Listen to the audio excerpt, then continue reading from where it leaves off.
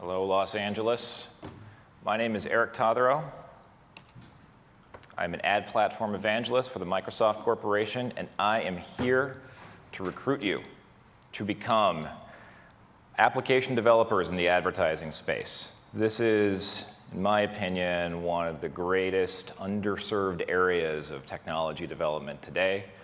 If you are an ISV looking for the next big application that you should be writing, I am here to try to help give you some idea of the business problems that exist in advertising and how you can bring your innovation and technology acumen to bear on this problem to the betterment of yourself, to advertising, and to essentially society at large. Yes, but we'll get to that in a minute.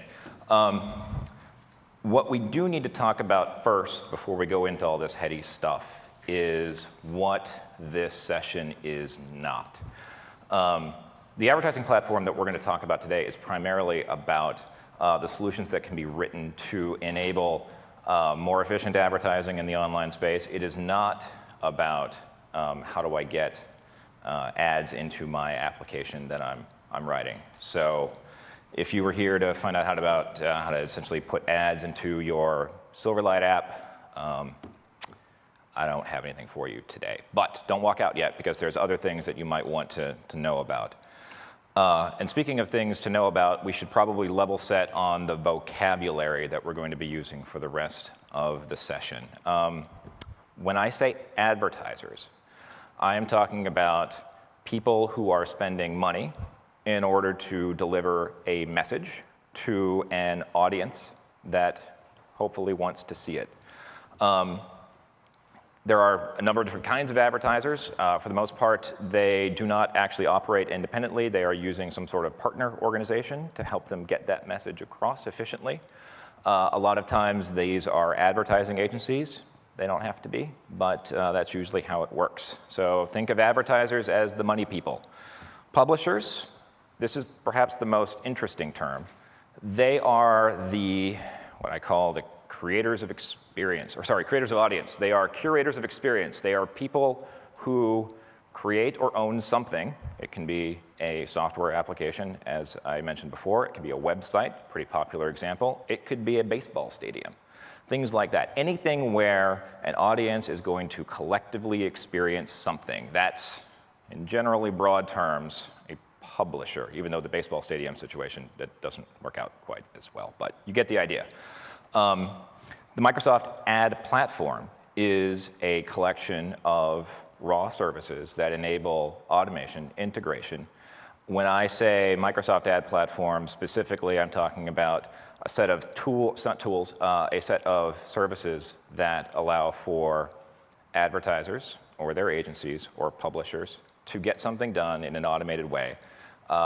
Notably, it's often in the industry shorthanded to APIs. So just so you know, when we advertising folks are saying that, what we're talking about are basically SOAP or REST web services.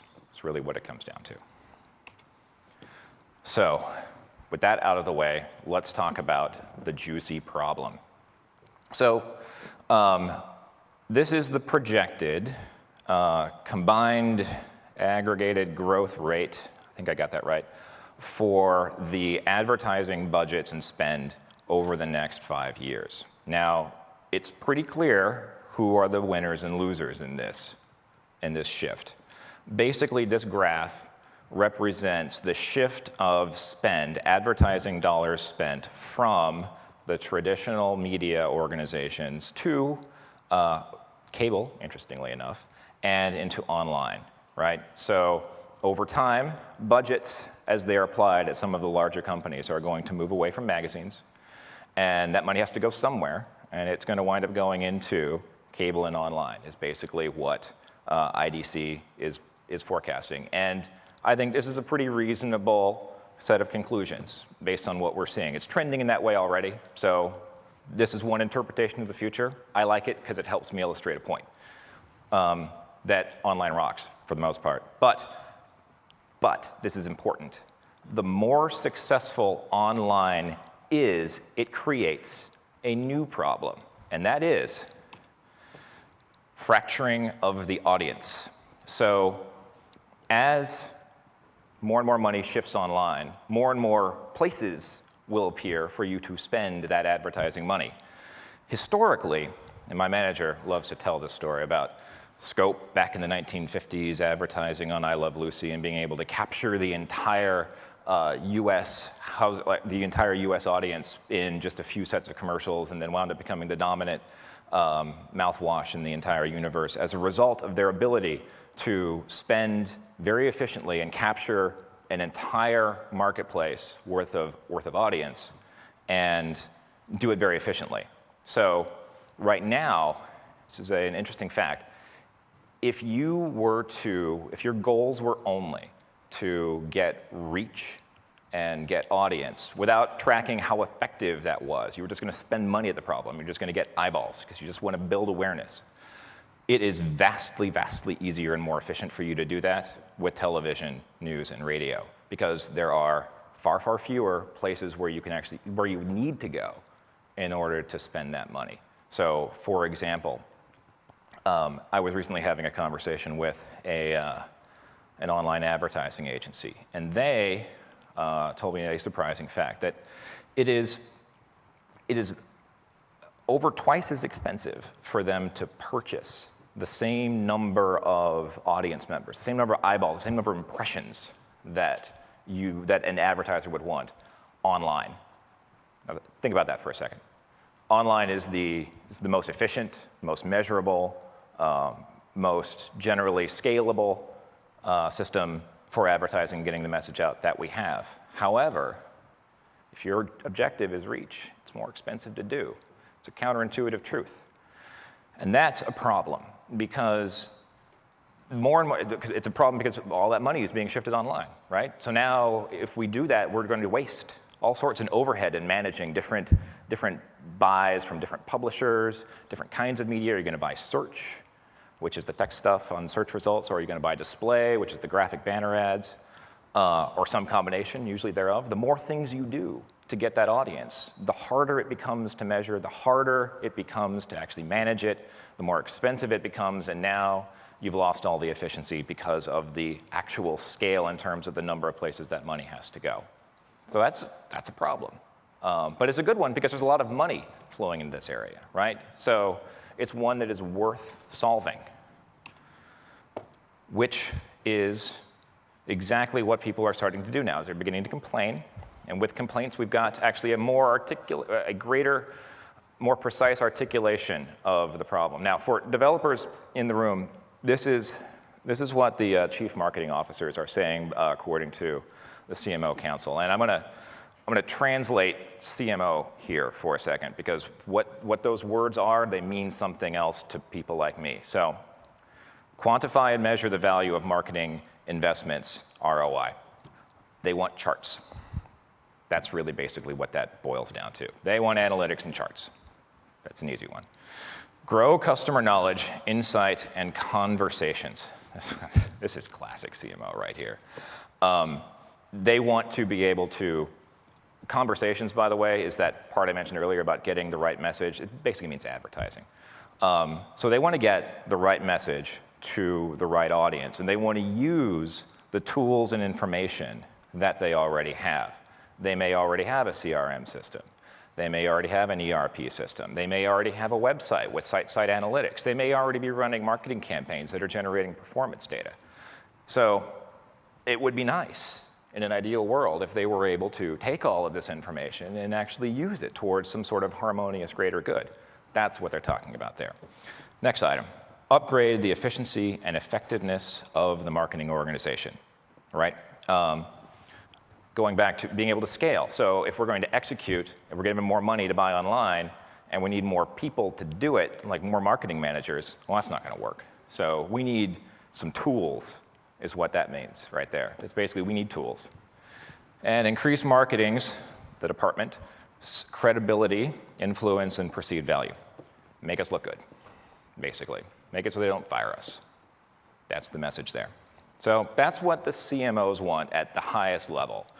And so we've explained now the money shift, the audience problem, and now that CMOs are beginning to notice. So this is now where you come in. Developers are really ultimately the answer, because right now there are tools, and there are some of these things, but there's room for more and there's room for better across the board. And so basically, again, we need tools, solutions that involve integrations, because I mentioned ERP before, CRM, like these stuff don't integrate themselves. There needs to be some sort of objective and integration that's done on your part. And I don't personally care which of these systems are actually done, and there's different strokes for different folks, but basically the overall goal is that you bring these disparate systems together so that you manage flow and process, and with better integration and better data management, it creates a more efficient operation. Optimizations, algorithms, basically, deciding what's best, how much are things worth, how much is a given search term worth on a particular day, in a particular season, things like that.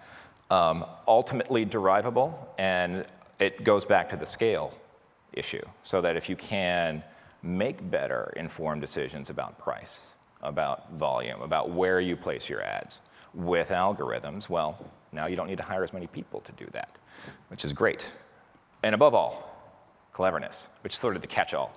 If there may be some sort of class of application or something, some sort of tool that I haven't envisioned yet, that you have, or maybe you've got some ideas, that's the catch-all. I don't know what the future may hold, but I hope in my heart of hearts that there are those amongst you who will actually be able to come up with the next cool thing on top of this set of services that we provide that just blows my socks off.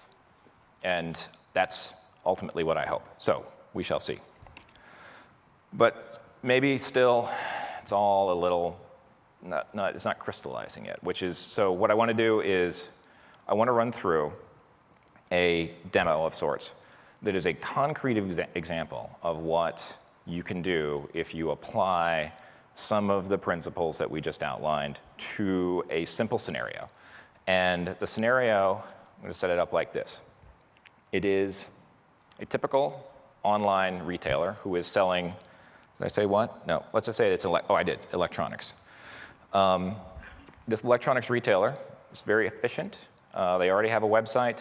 They have an ERP and inventory system that allows them to manage prices, stock, descriptions, things like that. So they already have their system integrated with their website rather well, and they would like to generate some targeted advertising, but they don't have the foggiest idea about how to go about doing that. They've probably tried doing some search advertising before with broad terms like digital camera or refrigerator and just gotten mauled. And they would like to actually come up with, they have all this data, right? They have a website. They've got what they need, how much it's worth, and where to go. They're like that close to being able to actually utilize this thing, but they just can't do it, right? So somebody could come along and write something that essentially bridged that gap. And that's what we're going to walk through today, is how to, hypothetically, bridge the gap. So this process has a workflow, and it works a bit like this. Now I've taken the liberty of adding magical elements to this, and this is the part where really the innovation can actually happen, because this is the black box into which I can't say exactly how it happens, because that every single solution developer would come up with a different way of going about doing this. So we'll sort of hand wave our way through that part, but it's worth mentioning exactly what those are. The rest tends to be fairly commoditized, but those parts are special. So in the beginning, vendor signs up with your hypothetical application, and they have sent you a demo piece of information, which is, here is my inventory feed, all of it. I would like you to convert this into online marketing, please, thank you. So you take a look at it, you've received it through some mechanism, probably a FTP drop or a web service of your own, doesn't matter. And now you need to come up with the rules for how you're going to parse that. Now, let's go into a little bit of a application best practice for a moment. Generally, when you're integrating with our advertising web services, any advertising web services, it's not really a good idea to use the remote system as effectively your database. It should be essentially a reflection of what you keep internally expressed in that system. So for anybody who's doing massive integrations, Generally, what we recommend is that you keep a central DB of what all of your stuff is, what your campaigns are going to be, what's your budgets, things like that, and then essentially emit those into the remote system. So we've done the parsing, which is the magic part. So you've got your own database schema, and you're going to take their feed, and you're going to use maybe something like a some sort of data transformation tool. I think we have one of those at Microsoft, several maybe. Just saying. And then create based on that. You look at, okay, do we have anything in our database that is already applicable? No, it's new. Okay, so we create the whole thing. We create based on that feed the entire campaign structure and all of it. One scenario. Or nope, we've already done that. We did that yesterday, and we've just received a new data feed. Okay, so what's new? So we basically take the feed and we create a delta feed out of it, right? To actually arrive at the set of actions that are going to need to be performed on the remote system. So once we've got that delta determined, we are now going to send it into the cloud, which isn't fair. There's a whole other cloud computing people. This is a little bit like that. So all of the search providers have their own APIs for essentially doing this. And what you're doing is essentially converting the delta feed and the instructions that go into it, storing it in your database, and then creating a set of instructions that now you're going to use to execute against, in this particular case, the Microsoft Ad Center API, which is a lot like Microsoft Ad Center without the pretty user interface. So basically just the web service. Once it's in there, when you did that, you've created campaigns and ad groups and keywords and ads. And I won't go into any of that hierarchical detail, which you can pick that up online. But you've done that, and you've set prices for all these things. And you might say, well, Eric, how do we know what to spend? That's a good question. It'll depend on the overall campaign budget, but for each of those keywords, you need to make a pricing decision. How do you know what to do? Well, you're going to experiment is what you're going to do. You're going to start low, and you're going to work your way up until you actually find out how much something is intrinsically worth. What sort of placement do you need to get in the search engine in order for the results to be accurate, to get the click-through rate that you're after? That will vary from keyword to keyword, from one retailer to another. It'll vary quite a bit across the board. So experimentation is done on essentially any number of different ad permutations or copy permutations, anything you like. And then at the end of the day, you've run it. Now you want to find out how it did. You download the performance data. Excuse me. And then once you have that, now you know how you did based on your original set of pricing and campaign structures. You can do that over a period of time, weeks, months, whatever. After a while, you've got some historical data, and you can go begin to make some decisions. That's the other part in this. Optimization tends to be another magical area where the actual decisions are, well, we need to combine site-side data, how many words were clicked on, what were they priced at, when they were clicked on, did the person actually purchase something as a result of the click that we priced at 5 cents, 10 cents, whatever it was, right? Because you need to combine all of that. That's the optimization phase. You can use that. You can use other optimizations. It's entirely up to you. This is the hand-wavy part, right? So that's best to implement. So you could do optimize, download. It would just keep doing it over and over and over again. Plus delta feeds, bring in new things, deleted old things. With this end-to-end scenario, what we have basically created is a marketing robot that will just sit there, take in stuff, decide what to do, make it happen in the system, watch how it did, make new decisions, take in new stuff, et cetera. It just keeps going and going and going. You can just step away. You're done. Easy as pie.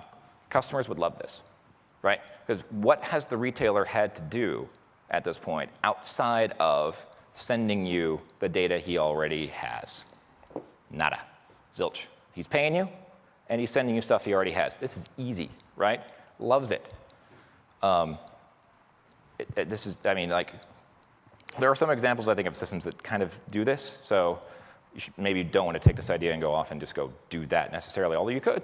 That's fine, too. I'm just giving you something to think about, right? This is the kind of solution that can be done when you start thinking about solving with technology some of advertising's problems.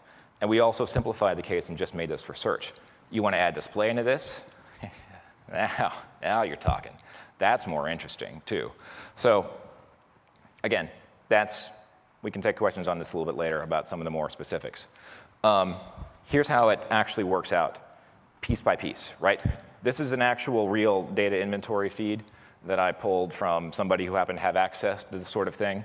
It's a little bit hard to read, and for those watching at home online, this will be probably excruciatingly hard to read. But anyway, trust me, there's data in there. And it includes some important stuff, like a description, like where the actual page is going to actually exist, prices, and model numbers. Model numbers are important because remember, before we were talking about this online retailer was advertising using sort of obvious general category keywords.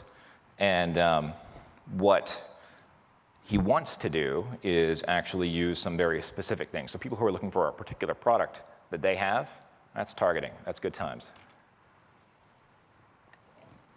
A peek into the magical portion is, this is a sample schema of what you would store on your end after you do the mapping. So when you do the conversion from one piece of data into now our own internal scheme, your own internal scheme, right? It's now gotten a little bit more parsed. It's got headings, which are important, so you've done the mapping and you know what everything is. And now it's in your domain, you control it. This is the send part. This is a little code snippet of an example that I want to take a moment to drill into some of the concepts that exist within here. So again, we're using essentially Ad Center, Microsoft Ad Center, without the UI. So we need to give it some instructions that it understands. Now there's going to be some of this, if you're new to advertising, this may be a little weird, like there's this phrase match and exact match stuff in here. And what that basically means is the level of granularity that you're going to allow for returning a particular ad based on what the user typed into the search engine. Exact is an example if you are talking about Bosch, HBL, blah, blah, blah. The user would have to type exactly that and nothing else. Phrase means they could have typed Bosch, HBL, 5420 UC parts, and it would return. So in this particular example, the parts thing is actually important because in the next one, we're using what's called broad match, which means that the person could type parts for Amana ASD blah, blah, blah, and the ad would still be considered relevant and potentially returned, except that we now use negative keywords. So I want to have this ad work for a given search term, minus ones I know will never, ever work because I'm an online retailer. I don't sell parts. I'm not a repair shop. If somebody's interested in something like that, I don't want my ad to show up because, number one, nobody's going to click on it because I'm selling stuff that they got broken, so they're probably not happy with it anyway. Number two, it's if the ad displays and nobody clicks on it, well, now my click-through rate's going to go down, and that's not good because nobody wants that. So that's just some of the things to think about, right? So this is a quick little sample of what, sort of a hard-coded sample, to be honest, but it gives you an idea of what actually goes into sending this up into the system, right? Your system would look much better than this. It wouldn't have constants coded all over, but you get the idea, right? So what does it actually look like when it's all said and done? Right like that. Result number 1, 2, 3, 4, 5, 6. Why is it number 6? Well, because the top ones are number 1, 2, and 3 in this case. Then we switch over to the right and continue counting on down. So in this particular example, we're clearly probably not paying a lot of money for this particular click or haven't priced it at a lot for whatever reason. But that's fine, because that's what the optimization decision decided to do, and I'm not going to question that, because remember, hand-wavy magic, you know better than I do. So the actual thing where that came from is, again, taken from our schema. This is precisely the parts that were combined to make that decision programmatically. Because again, remember, the robot made this ad, right? So you need to come up with rules for how you're going to write ad copy. No small task, as any agency will tell you. So you need to decide what is your title going to be? What is the description going to be? The URL pretty much makes itself, but those decisions you have to kind of come up with. This is what this particular system decided to do. For this kind of ad, it's going to put up the brand name and the manufacturer number as the title, and then some other stuff from the description that it sort of poached, and then put it as the actual ad copy. It's good times. Oh, and also, it's an exact match. You can tell by the search term up in the middle there. So that's kind of how we assembled the parts and made them work. So the important part. That was just one example, right? I just kind of made that up.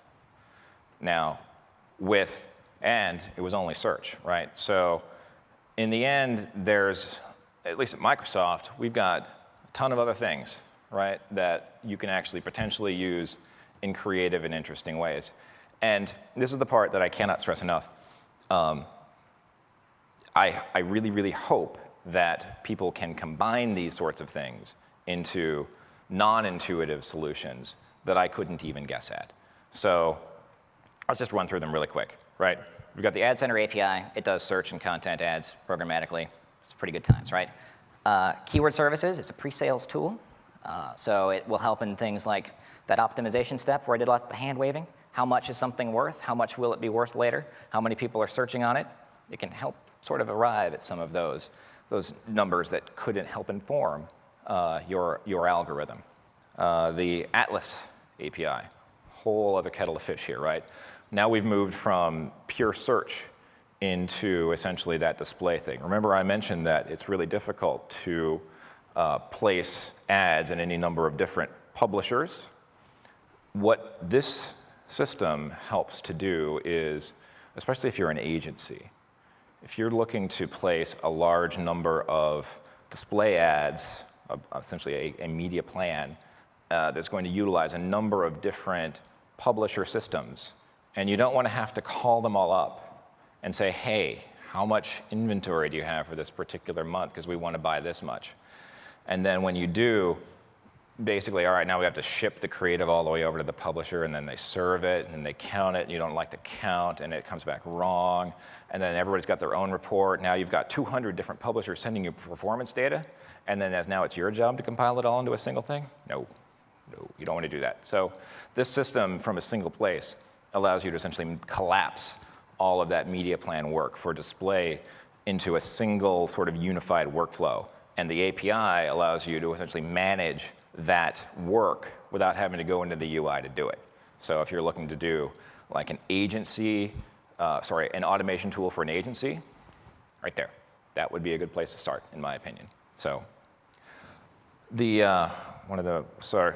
PDC, they always tell you to start talking about some future-facing stuff. And one of the things that I wanted to come to you exclusively here and talk about is the Creative Asset Management API, which doesn't exist at this point, but it is something that we are looking to. What it would do is that, remember we had that text asset that we created and we uploaded it in Ad Center, and then we're talking about in Atlas, we're talking about display assets. Well, creating a sort of unified way to look at what assets actually are and how they're stored. And this is one of those like fundamental building blocks pieces of technology, right? So that rather than work through a workflow system like Ad Center where you're uploading stuff in order to have it delivered, this is a system that you're essentially putting it into an asset library, and then you can describe it with various other things and then traffic it into these other systems, like potentially Ad Center for fulfillment and contextual, that sort of thing, right? So by itself, it doesn't necessarily do much, but used in conjunction with these other ones, it can get very powerful. So on the publisher side, we haven't talked very much about publisher this whole time. And part of that is that we've got some very interesting things, but there's more really to be done here. Perhaps the most interesting one that I really want to help kind of plug right here is the Bing API. I'm not sure how many people know that Bing actually has an API. It's free. $0, right? You can just go to www.bing.com/developers and sign up for an app ID and integrate a search experience into your website. Free. It's pretty cool. There's also an advertising component to it, so which is a limited offering, but it is, we're getting there. But from a publisher standpoint, if you're looking for essentially enriching your online experience with search, that's not a half bad way to go. Now, also, PubCenter is the sort of sister application to AdCenter. One is for advertisers, the money people. The other one is for audience people, the publishers. This is brand new, and it's at this point, it's not actually officially out yet either. So, but it is absolutely something that, from a automation standpoint, if you're going to be a sophisticated website publisher at this point, limited website, it is absolutely something to look into if you wanted to, say, integrate your content management system with an advertising system so that you could automatically create ad units for new channels and things like that you create. You would want an automation system to do that, right? So that's the kind of gap that goes in and fills. So just think about the menu of available options. There's more stuff coming down the pipe too, but this is just kind of a brief rundown of everything that we have right now and some of the future-facing stuff that I think is worth mentioning for this conversation. And then also, just sort of to take a step back and look at the overall principles of what we're trying to do beyond just the sort of individual service roadmap is basically our overall platform goals and set of principles, which is that the set of features are going to be complete and useful. They're going to be documented, thank you MSDN team. They're going to be consistent and actually come from a single company that is interested in actually providing a full set of API functionality for advertising. And the taxonomy used therein will be interchangeable. So if you have a particular advertising object in one system, a publisher system, you want to communicate it to the other, that's absolutely possible. And then help actually create community standards around certain parts of the system that are inherently commoditizable. Insertion orders, reporting to an extent, things like that are all possibilities. So, to recap, what do we need? We need developers. We need more of them.